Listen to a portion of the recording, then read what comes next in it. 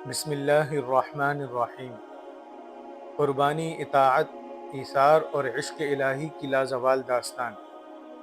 قربانی صرف ایک مذہبی فریضہ یا روایت نہیں، بلکہ عشق الہی، اطاعت ربانی اور ایثار کا عظیم مظہر ہے۔ یہ عبادت ہمیں سکھاتی ہے کہ بندہ مومن اپنے رب کی رضا کے لیے ہر قیمتی شے کو قربان کرنے کا جذبہ رکھے۔ قربانی ہمیں صبر، تسلیم، رضا اور تقوی کا سبق دیتی ہے۔ اس عبادت کی بنیاد حضرت ابراہیم علیہ السلام کے اس عظیم عمل پر ہوا جب انہوں نے اللہ تعالیٰ کے حکم پر اپنے لخت جگر حضرت اسماعیل علیہ السلام کو قربان کرنے کا قصد کیا۔ اس واقعہ نے تاریخ انسانی میں وفاداری، اطاعت اور قربانی کی ایک ایسی مثال قائم کی جو تا قیامت روشن رہے گی۔ حضرت آدم علیہ السلام کے بیٹوں کی قربانی۔ قربانی کا پہلا تذکرہ قرآن کریم میں حضرت آدم علیہ السلام کے دو بیٹوں حابیل اور قابل کے واقعے سے ملتا ہے۔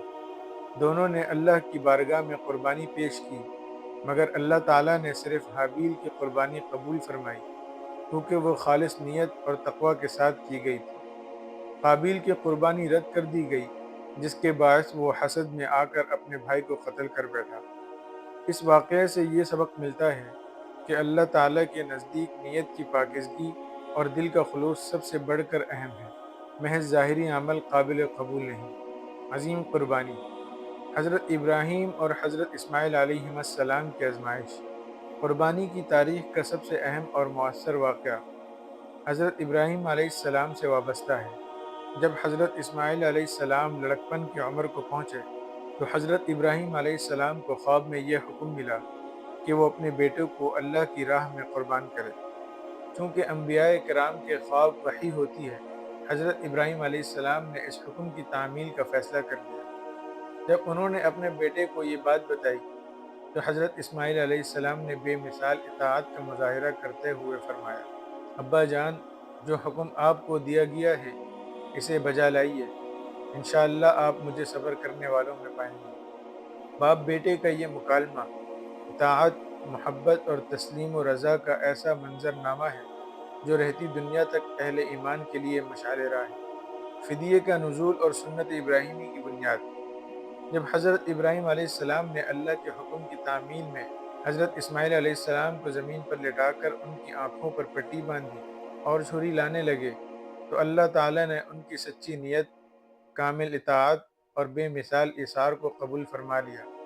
اللہ تعالیٰ نے حضرت اسماعیل علیہ السلام کی جگہ جنت سے ایک دمبا بھیجا اور فرمایا، اے ابراہیم، یقیناً تم نے خواب سچ کر دکھایا، بے شک یہ کھلی آزمائش تھی اور ہم نے اس کے بدلے ایک عظیم قربانی عطا کی۔ یہی وہ قربانی ہے جسے سنت ابراہیمی کہا جاتا ہے، اور مسلمان ہر سال عید الاضحیٰ کے موقع پر اسی سنت کی یاد تازہ کرتے ہیں۔ قربانی کی روح اور اصل مقصد۔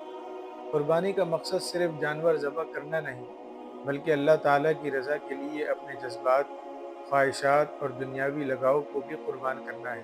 قرآن مجید میں ارشاد ہوتا ہے، اللہ کو نہ ان جانوروں کا گوشت پہنچتا ہے نہ ان کا خون، بلکہ اس تک تمہاری پرہیزگاری پہنچتی ہے۔ سورہ حج آیت نمبر 37۔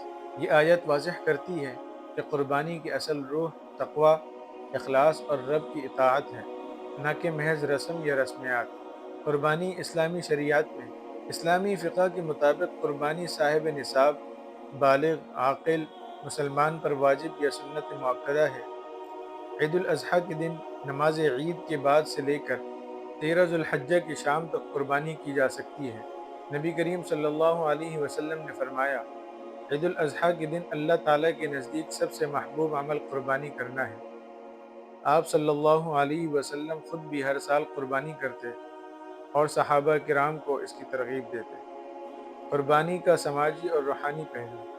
قربانی صرف ایک فرد کا ذاتی عمل نہیں، بلکہ یہ معاشرتی سطح پر بھی اتحاد، ہمدردی اور سخاوت کا مظہر ہے۔ قربانی کے گوشت کو 3 حصوں میں تقسیم کرنے کی سنت۔ ایک حصہ اپنے لیے، دوسرا رشتہ داروں کے لیے اور تیسرا غریبوں کے لیے۔ مسلمانوں کو سخاوت، مساوات اور بھائی چارے کے سبق دیتی ہے۔ قربانی ہمیں سکھاتی ہے کہ حقیقی بندگی وہی ہے جس میں انسان اپنی محبوب ترین چیز کو اللہ کی رضا کے لیے نچھاور کر دے۔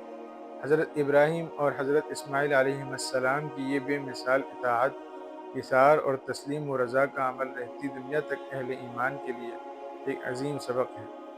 جب ہم قربانی کرتے ہیں تو ہمیں جانور کے ساتھ اپنی انا، خود غرضی، حرص اور دنیاوی خواہشات کو بھی ذبح کرنا چاہیے۔